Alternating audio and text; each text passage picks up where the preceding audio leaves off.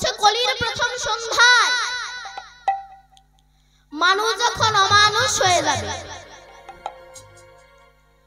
মানুষের নৈতিক চরিত্র, জ্ঞান, বিবেক, বুদ্ধি লোপ পাবে। মানুষের স্বভাব দেখে পশু পর্যন্ত লজ্জা পাবে। মানুষকে দেখলে চেনা যাবে না এ মানুষ, পশুরা অমানুষ। কেন? এই কলিকালে বাবা মাকে ভাত দেবে না, বাবা মার বংশের সঙ্গে কোনো পরিচয়ই থাকবে না, শালা শালিকে ভালোবাসবে, বাপ মাকে ভালোবাসবে না, মদ খেয়ে এসে বাবাকে ধরে পেটাবে, শ্বশুর কুল সম্মান পাবে কিন্তু পিতৃকুল সম্মান পাবে না। কেন? দেখবেন আজকাল কিছু কিছু ইয়ং ছেলেরা এরা বাপ মাকে প্রণাম করে না কিন্তু শ্বশুর শাশুড়িকে প্রণাম করে। কেন? শ্বশুর শাশুড়িকে প্রণাম না করলে বউয়ের কাছে ঝাঁটা খেতে হবে, ওই জন্য শ্বশুর শাশুড়িকে প্রণাম করে, বাপ মাকে প্রণাম করে। তো এমন কলির যখন দুর্দশা হবে,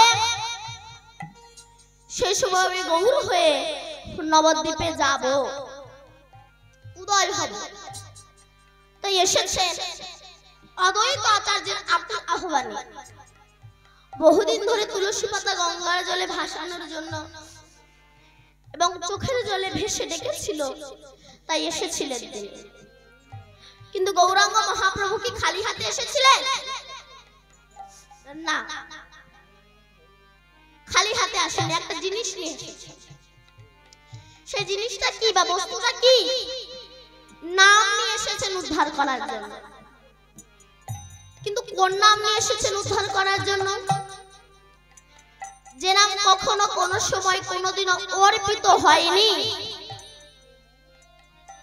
আনার পিতা চারিণ চিরা করুণায় অবতীর্ণ কালো সমর্পিত উন্নত উজ্জ্বল রসাংশ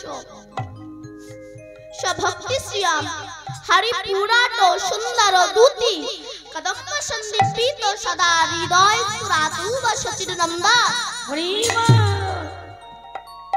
চিরকালে যে নাম অর্পিত হয়নি সেই নাম নিয়ে তিনি এসেছেন আমাদেরকে উদ্ধার করার জন্য। কিন্তু সেই নামই আমরা করছি না। একটা শিয়াল কুকুর যেমন পৃথিবীতে জন্মগ্রহণ করে চলে গেল, আমি মানুষ হয়ে শিয়াল কুকুরের মতো পৃথিবী থেকে চলে গেলাম। একটা পশুর সঙ্গে আমার মানুষের কোনো তফাৎই রইল না।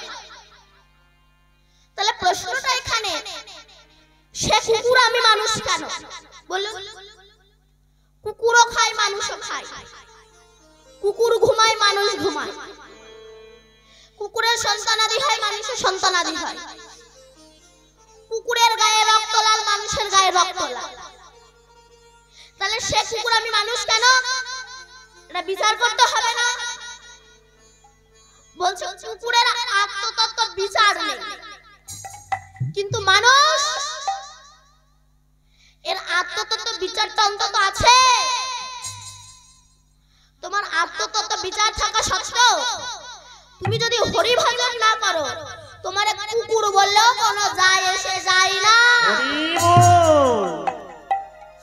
কেন? মনুষ্য জীবনটা পেয়েছো হরি ভজন করার জন্য, একটা পশুর মতো জীবন যাপন করার জন্য নয়। তো সেই নাম করছি না বলে নরোত্তম দাস ঠাকুর পদকর্তা ইনি বড় আক্ষেপ করে পদ লিখেছে। ইনি খেতুরিতে বাংলাদেশ রাজশাহী ডিস্ট্রিক্টের জন্ম।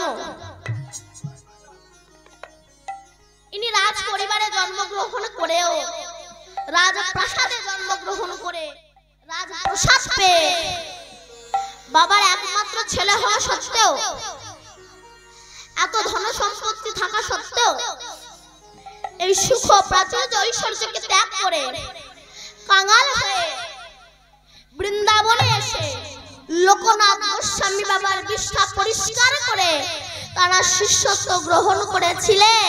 রাধে রাধে। এই নরোত্তম দাস ঠাকুর পদকর্তা ইনি বড় আক্ষেপ করে পদ লিখেছেন। কি লিখেছেন? হরি হরি বিফলে জন্ম গয়েন,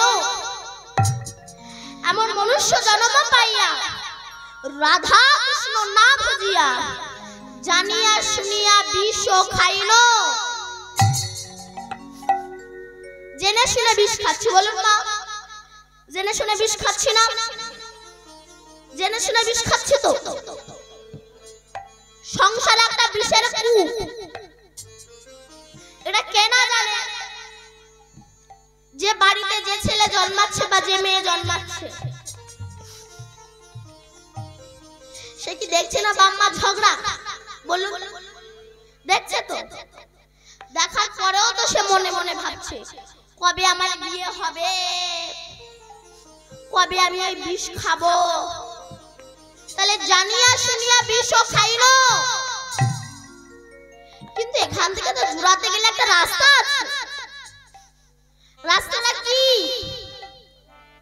বলছে যেমন জলে ঝাঁপ দিলে, গায়ে আমাদের আগুন লাগলে জলে ঝাঁপ দিলে আগুন নির্বাপিত হয়ে যায়, তেমনি ত্রিতাপ জ্বালার আগুন যদি নির্বাপিত করতে চাও, যতক্ষণ না আমার গৌর গোবিন্দের কৃপার সাগরে তুমি যতক্ষণ না ঝাঁপ দিচ্ছ, তোমার ত্রিতাপ জ্বালার আগুন নির্বাপিত হবে না।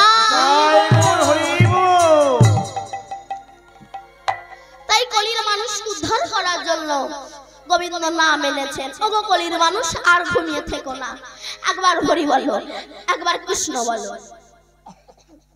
নাম নিয়ে এসেছেন, সুরধ্বনি তেলে খেলা করছেন। কেমন ভাবে?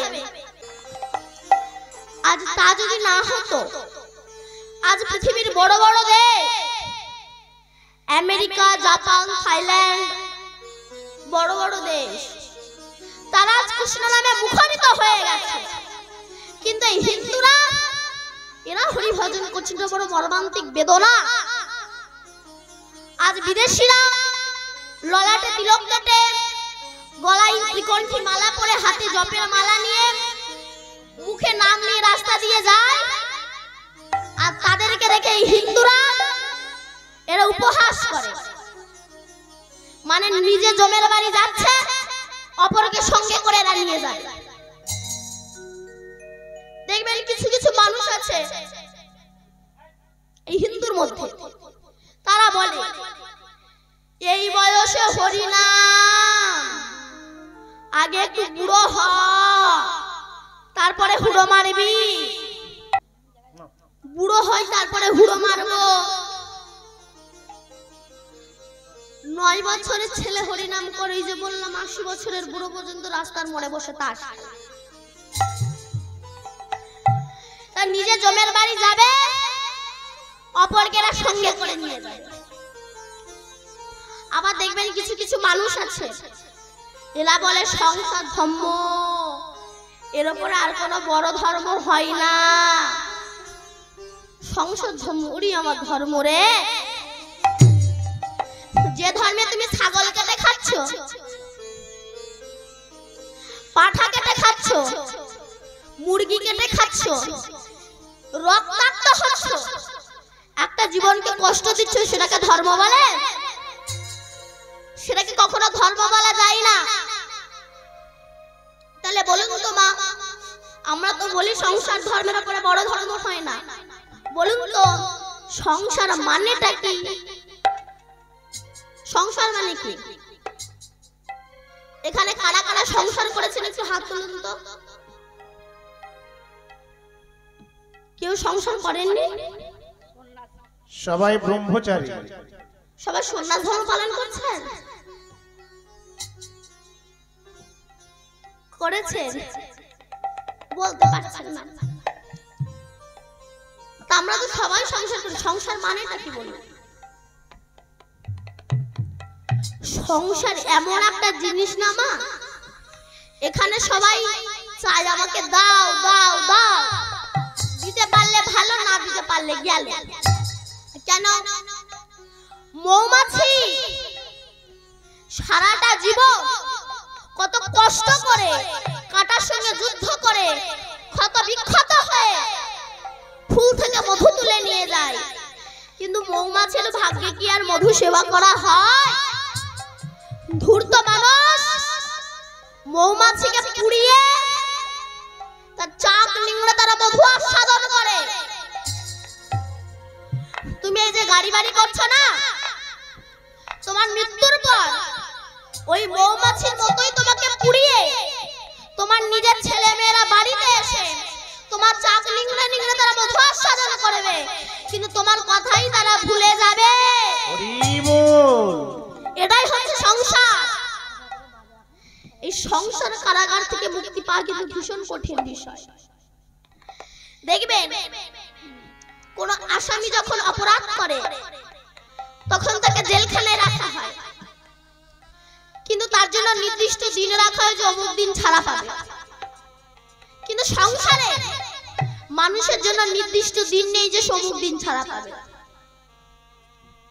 আবার কি হয়, অনেক সময় অনেক আসামি প্রহরীর চোখে ধুলো দিয়ে কারাগারের পাঁচিল টপকে পালিয়ে যায়। রাধে রাধে। কিন্তু এই সংসার কারাগারের পাঁচিলটা এত উঁচু, এর থেকে পালিয়ে যাওয়া ভীষণ কঠিন বিষয়। আর এখানে প্রহরীর সংখ্যা প্রচুর। কাম, ক্রোধ, লোভ, মোহ, মাদ, মাৎসর্য, পুত্র, স্ত্রী, নাতি নাতনি, আত্মীয় স্বজন প্রচুর। এদের চোখে ধুলো দিয়ে যাওয়া কিন্তু ভীষণ কঠিন বিষয়। কেন? দেখবেন ফুটবল খেলার মাঠে যখন খেলোয়াড়রা খেলতে নামে, সেই সময় এই খেলোয়াড় ফুটবলকে লাথি মেরে ওই খেলোয়াড়ের পায়ে দেয়, ওই খেলোয়াড় ফুটবলকে লাথি মেরে ওই খেলোয়াড়ের পায়ে দেয়, ওই খেলোয়াড় ফুটবলকে লাথি মেরে ওই খেলোয়াড়ের পায়ে দেয়। তখন ফুটবল মনে মনে ভাবছে কখন আমি একটু গুলকির কাছে যাব, গুলকি হয়তো আমাকে লাথি মারবে, কিন্তু সে তো প্রথমে আমাকে বুকে করে নেবে। সংসারের প্রত্যেকটা বাবা মায়েরই একই অবস্থা। এখানে যারা বৃদ্ধ বাবা মা বসে আছেন, বলুন তো সংসারের কাছে কি পেয়েছেন ঝাঁটা লাথি ছাড়া? প্রত্যেকটা বাবা মায়েরই একই অবস্থা। বড় ছেলের কাছে লাথি খেয়ে মেজো ছেলে, মেজো ছেলের কাছে লাথি খেয়ে সেজো ছেলে, সেজো ছেলের কাছে লাথি খেয়ে ছোট ছেলে, ছেলের কাছে লাথি খেয়ে বৌমা, বৌমার কাছে লাথি খেয়ে নাতি নাতনি, নাতি নাতনির কাছে লাথি খেয়ে আত্মীয় স্বজন। এই লাথি খেতে খেতে খেতে খেতে আমরা বার্ধক্যে পরিপূর্ণ হয়ে যাই। যখন বার্ধক্যে পরিপূর্ণ হয়ে যায়, সেই দিন মনে পড়ে আমার দীনবন্ধুর কথা। সেদিন চোখে দেখতে পাই না, মুখে কথা বলতে পারি না। আমাদের যখন বয়স হয়ে যায়, সেই সময় ভগবানের কাছে গিয়ে বলি, ভগবান তোমার চরণে আমার সব সঁপে দিয়েছি। ভগবান তখন হাসে। দেহে যখন যৌবন ছিল, দেহে যখন শক্তি ছিল, তখন নাম করনি। বৃদ্ধ বয়সে এসে এখন সংসার সবাই দেখে না, তাই তুমি এসেছো আমার কাছে। তবুও তো সে বড় করুণার ভগবান। তারা এসে বলছে, ওরে তোদের যে ঝাঁটালাতি খেতে খেতে অন্তিম সময় চলে এসেছে, তোদেরকে কেউ না দেখুক, আমরা দুটি ভাই আমাদের বুকে আয় আয়। একবার বলো হরে কৃষ্ণ হরে কৃষ্ণ। সংসারে মা ঝাঁটালাতি ছাড়া কিছু পাওয়া যায় না গো। কেন? আটল চেনেন? আটল মাছ ধরার যে আটল, মাছ যখন ঢোকে লেজ নাড়াতে নাড়াতে ঢোকে। ও জানে না আমি কোথায় যাচ্ছি, তোমার ছড়িয়ে ভেজে খাবে। সংসারটা ঠিক এমনই গো মা। আমরা তো সংসার সংসার করি, বলুন তো সংসার মানেটা কি? সংসার সং মানে কি মা? বহু রূপী।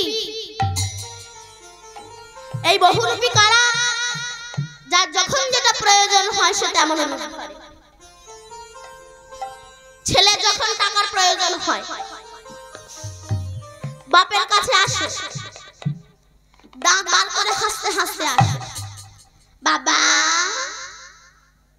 2000 টাকা দেবা? যদি বলেন না হবে না, জানি জানি আমাকে দেবে কেন? আমি তো তোমার কেউ হই না, তাহলে জন্ম দিয়েছো কেন? সঙ্গে সঙ্গে আলাদা রূপ চেঞ্জ। একটাই কিন্তু মানুষ, চাওয়ার বেলায় দাঁত বার করে হাসে, না দিতে পারলে গেল। বউয়ের যখন জামদানি শাড়ি কেনার ইচ্ছা হয়, জীবনে কিন্তু ওর বরের সঙ্গে একটা মিষ্টি করে কথা বলে না। যখন জামদানি শাড়ি কেনার ইচ্ছা হয়, আস্তে আস্তে কাছে আসে, ও সোনা সোনা আমাকে একটা জামদানি শাড়ি কিনে দেবে? যদি বলে না হবে না, জানি জানি তুমি আমাকে দেবে কেন?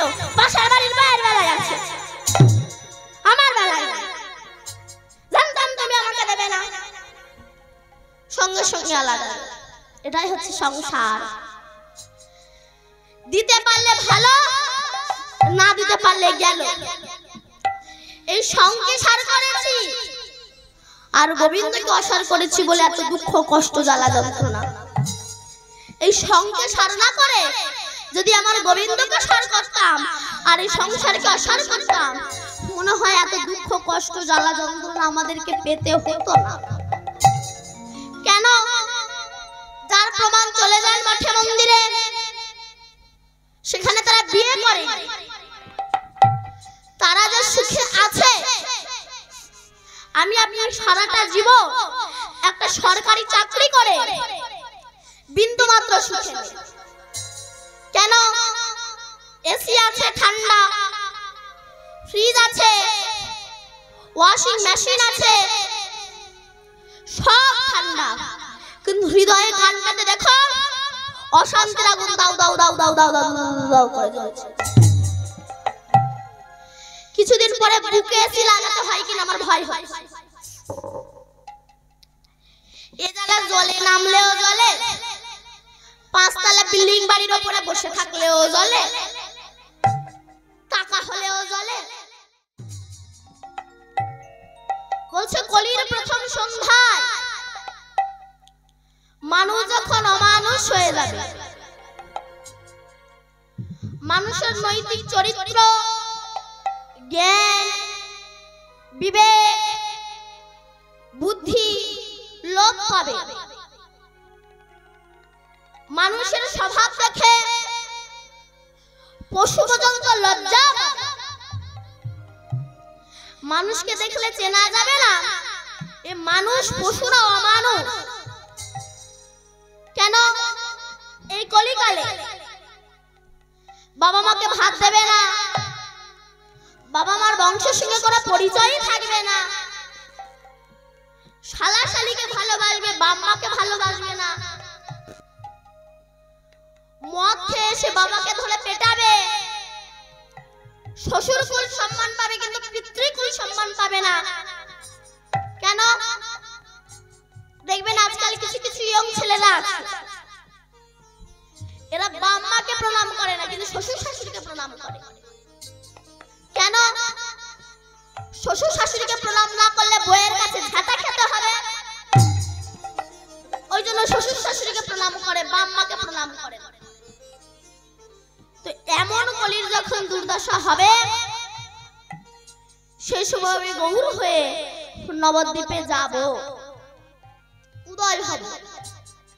তাই এসেছে অদ্বৈত আচার্যের আহ্বানে, বহুদিন ধরে তুলসী পাতা গঙ্গার জলে ভাসানোর জন্য এবং চোখের জলে ভেসে ডেকেছিল, তাই এসেছিলেন তিনি।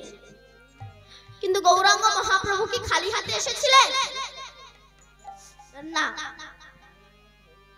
খালি হাতে আসেনি, একটা জিনিস নিয়ে এসেছে। সেই জিনিসটা কি বা বস্তুটা কি? নাম নিয়ে এসেছেন উদ্ধার করার জন্য। কিন্তু কোন নাম নিয়ে এসেছেন উদ্ধার করার জন্য? যে নাম কখনো কোনো সময় কোনোদিনও অর্পিত হয়নি। অনার্পিত চিরা করুণায় অবতীর্ণ কালো সমার্পিত উন্নত উজ্জ্বল রসাংশ স্বভক্তি শ্রিয়াম হরি পুরাট সুন্দর দূতি কদম্ব সন্দীপিত সদা হৃদয় পুরাতু বসচিরনন্দা চিরকালে যে নাম অর্পিত হয়নি সেই নাম নিয়ে তিনি এসেছেন আমাদেরকে উদ্ধার করার জন্য, কিন্তু সেই নামই আমরা করছি না। একটা শিয়াল কুকুর যেমন পৃথিবীতে জন্মগ্রহণ করে চলে গেল, আমি মানুষ হয়ে শিয়াল কুকুরের মতো পৃথিবী থেকে চলে গেলাম। একটা পশুর সঙ্গে আমার মানুষের কোনো তফাৎই রইল। তাহলে প্রশ্নটা এখানে, সে কুকুর আমি মানুষ কেন?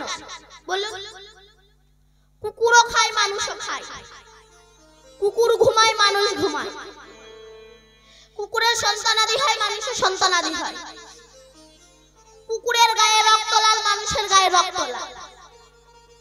তাহলে সে কুকুর আমি মানুষ কেন? এটা বিচার করতে হবে না? বলছে কুকুরের আত্মতত্ত্ব বিচার নেই, কিন্তু মানুষ এর আত্মতত্ত্ব বিচারটা অন্তত আছে। তোমার আত্মতত্ত্ব বিচার থাকা সত্ত্বেও তুমি যদি হরি ভজন না করো, তোমার কুকুর বললেও কোনো যায় এসে যায় না। কেন? মনুষ্য জীবনটা পেয়েছে হরি ভজন করার জন্য,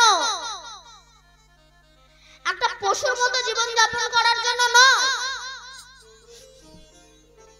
তো সেই নাম করছি না বলে নরোত্তম দাস ঠাকুর পদকর্তা ইনি বড় আক্ষেপ করে পদ লিখেছেন। ইনি খেতুরিতে বাংলাদেশ রাজশাহী ডিস্ট্রিক্টে এনার জন্ম। ইনি রাজ পরিবারে জন্মগ্রহণ করেও রাজপ্রাসাদে জন্মগ্রহণ করে রাজপ্রাসাদ পেয়ে বাবার একমাত্র ছেলে হওয়া সত্ত্বেও, এত ধন সম্পত্তি থাকা সত্ত্বেও এই সুখ প্রাচুর্য ঐশ্বর্যকে ত্যাগ করে কাঙাল হয়ে বৃন্দাবনে এসে লোকনাথ গোস্বামী বাবার বিষ্ঠা পরিষ্কার করে তারা শিষ্যত্ব গ্রহণ করেছিলেন। রাধে রাধে। এই নরোত্তম দাস ঠাকুর পদকর্তা ইনি বড় আক্ষেপ করে পদ লিখেছেন। কি লিখেছেন? হরি হরি বিফলে জন্ম গয়ায়েন, এমন মনুষ্য জন্ম পাইয়া রাধা কৃষ্ণ না বুঝিয়া জানিয়া শুনিয়া বিষ খাইল। জেনে শুনে বিষ খাচ্ছি, বলুন না? জেনে শুনে বিষ খাচ্ছি না? জেনে শুনে বিষ খাচ্ছি তো। সংসারে একটা বিষের কূপ, এটা কে না জানে? যে বাড়িতে যে ছেলে জন্মাচ্ছে বা যে মেয়ে জন্মাচ্ছে, সে কি দেখছে না বাম্মা ঝগড়া? বলুন, দেখছে তো। দেখার পরেও তো সে মনে মনে ভাবছে কবে আমার বিয়ে হবে, কবে আমি ওই বিষ খাবো। তাহলে জানিয়া শুনিয়া বিষও খাইলো। কিন্তু এখান থেকে তো জুড়াতে গেলে একটা রাস্তা আছে। রাস্তাটা কি? বলছে যেমন জলে ঝাঁপ দিলে, গায়ে আমাদের আগুন লাগলে জলে ঝাঁপ দিলে আগুন নির্বাপিত হয়ে যায়, তেমনি ত্রিতাপ জ্বালার আগুন যদি নির্বাপিত করতে যাও, যতক্ষণ না আমার গৌর গোবিন্দের কৃপার সাগরে তুমি যতক্ষণ না ঝাঁপ দিচ্ছ, তোমার ত্রিতাপ জ্বালার আগুন নির্বাপিত হবে না। তাই কলির মানুষ উদ্ধার করার জন্য গোবিন্দ নাম এনেছেন। ওগো কলির মানুষ, আর ঘুমিয়ে থেকো না, একবার হরি বলো, একবার কৃষ্ণ বলো, এর নাম করুন, জ্বালা দূরীভূত হয়ে যাবে।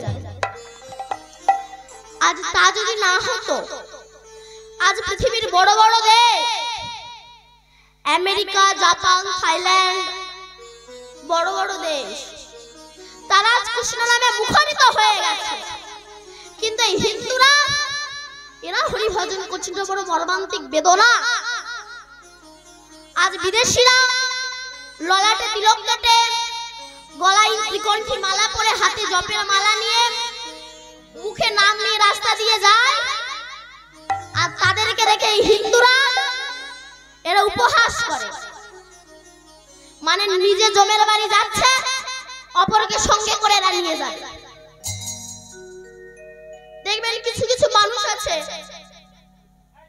এই হিন্দুর মধ্যে, তারা বলে এই বয়সে হরিনাম, আগে একটু বুড়ো হ, তারপরে হুড়ো মারবি। আচ্ছা ঠিক আছে ঠিক আছে ঠিক আছে ঠিক আছে নাও আস্তে আস্তে। বুড়ো হয় তারপরে হুড়ো মারবো। 9 বছরের ছেলে হরিনাম করে, যে বললাম 80 বছরের বুড়ো পর্যন্ত রাস্তার মোড়ে বসে তাস। তার নিজে জমের বাড়ি যাবে, অপরকে সঙ্গে করে নিয়ে যাবে। আবার দেখবেন কিছু কিছু মানুষ আছে এরা বলে সংসার ধর্ম, এর উপরে আর কোনো বড় ধর্ম হয় না। সংসার ধর্ম ওরই আমার ধর্ম রে। যে ধর্মে তুমি ছাগল কেটে খাচ্ছ, পাঠা কেটে খাচ্ছ, মুরগি কেটে খাচ্ছ, রক্তাক্ত হচ্ছ, একটা জীবনকে কষ্ট দিচ্ছ, সেটাকে ধর্ম বলে? সেটাকে কখনো ধর্ম বলা যায় না। তাহলে বলুন তো মা, আমরা তো বলি সংসার ধর্মের উপরে বড় ধর্ম হয় না। বলুন তো সংসার মানেটা কি? সংসার মানে কি? এখানে কারা কারা সংসার করেছেন একটু হাত তুলুন তো। কেউ সংসার করেননি? সবাই ব্রহ্মচারী। সবাই সন্ন্যাস ধর্ম পালন করছেন? করেছেন? বলতে পারছেন না। তা আমরা তো সবাই সংসার করি। সংসার মানেটা কি বলুন? সংসার এমন একটা জিনিস না মা, এখানে সবাই চায় আমাকে দাও দাও দাও, দিতে পারলে ভালো, না দিতে পারলে গেল। কেন? মৌমাছি সারাটা জীবন কত কষ্ট করে, কাঁটার সঙ্গে যুদ্ধ করে, ক্ষত বিক্ষত হয়ে ফুল থেকে মধু তুলে নিয়ে যায়। কিন্তু মৌমাছির ভাগ্যে কি আর মধু সেবা করা হয়? ধূর্ত মানুষ মৌমাছিকে পুড়িয়ে তার চাক নিংড়ে তারা মধু আস্বাদন করে। তুমি এই যে গাড়ি বাড়ি করছো না, তোমার মৃত্যুর পর ওই মৌমাছির মতোই তোমাকে পুড়িয়ে তোমার নিজের ছেলে মেয়েরা বাড়িতে এসে তোমার চাক নিংড়ে নিংড়ে তারা মধু আস্বাদন করবে, কিন্তু তোমার কথাই তারা ভুলে যাবে। এটাই হচ্ছে সংসার। এই সংসার কারাগার থেকে মুক্তি পাওয়া কিন্তু ভীষণ কঠিন বিষয়। দেখবেন কোন আসামি যখন অপরাধ করে তখন তাকে জেলখানায় রাখা হয়, কিন্তু তার জন্য নির্দিষ্ট দিন রাখা হয় যে অমুক দিন ছাড়া পাবে। কিন্তু সংসারে মানুষের জন্য নির্দিষ্ট দিন নেই যে অমুক দিন ছাড়া পাবে। আবার কি হয়, অনেক সময় অনেক আসামি প্রহরীর চোখে ধুলো দিয়ে কারাগারের পাঁচিল টপকে পালিয়ে যায়। রাধে রাধে। কিন্তু এই সংসার কারাগারের পাঁচিলটা এত উঁচু, এর থেকে পালিয়ে যাওয়া ভীষণ কঠিন বিষয়। আর এখানে প্রহরীর সংখ্যা প্রচুর। কাম, ক্রোধ, লোভ, মোহ, মাদক, ঐশ্বর্য, পুত্র, স্ত্রী, নাতি নাতনি, আত্মীয় স্বজন প্রচুর। এদের চোখে ধুলো দিয়ে যাওয়া কিন্তু ভীষণ কঠিন বিষয়। কেন?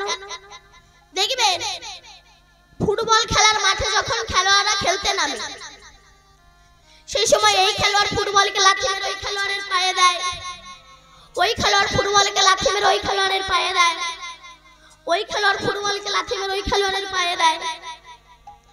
তখন ফুটবল মনে মনে ভাবছে কখন আমি একটু গুলকির কাছে যাব। গুলকি হয়তো আমাকে লাথি মারবে, কিন্তু সে তো প্রথমে আমাকে বুকে করে নেবে। সংসারের প্রত্যেকটা বাবা মায়েরই একই অবস্থা। এখানে যারা বৃদ্ধ বাবা মা বসে আছেন বলুন তো, সংসারের কাছে কি পেয়েছেন ঝাঁটালাতি ছাড়া?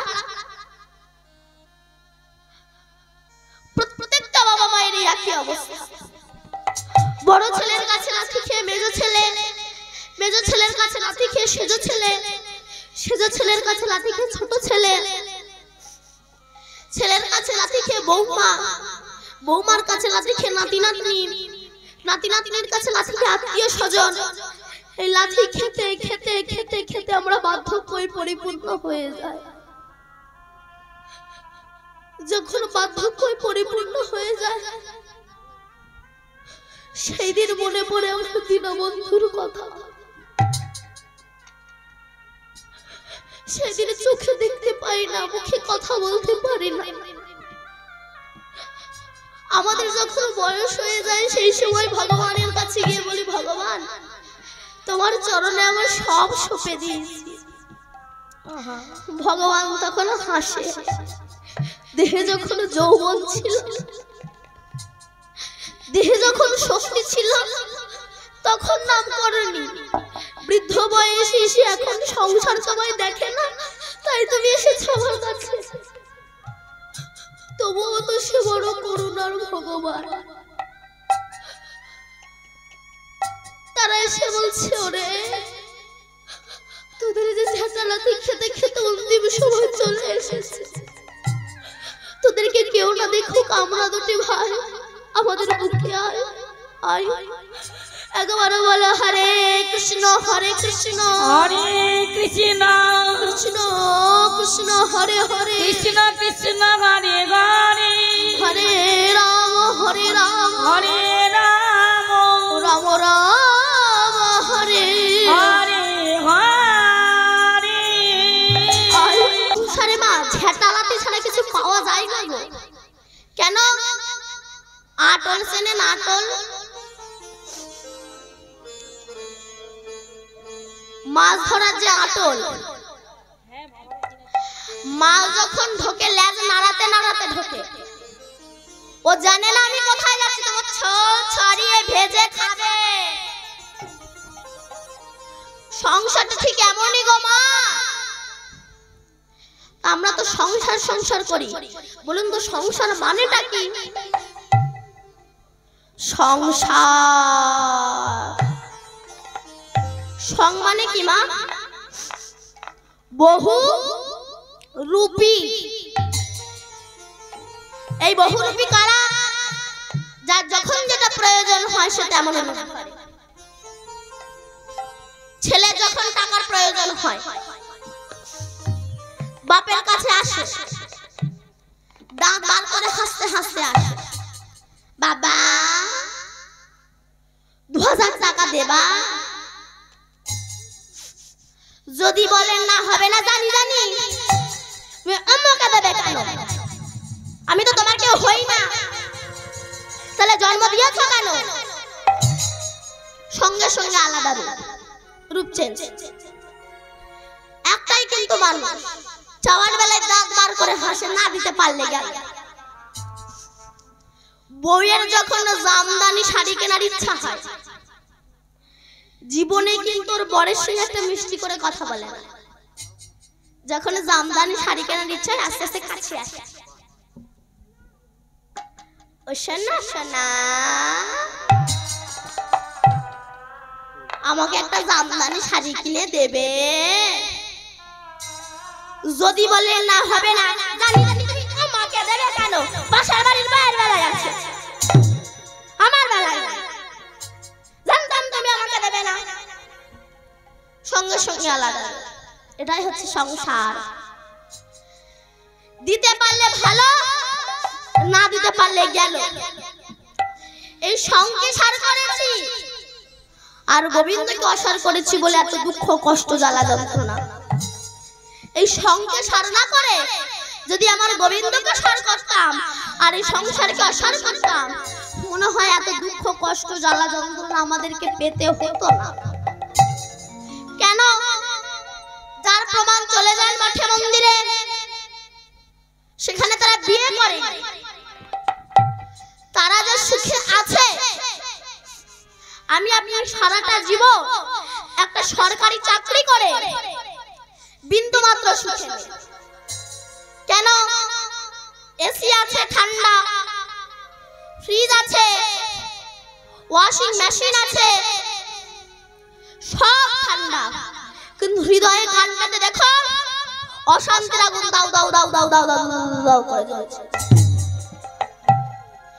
কিছুদিন পরে বুকে এসি লাগাতে হয় কিনা আমার ভয় হয়।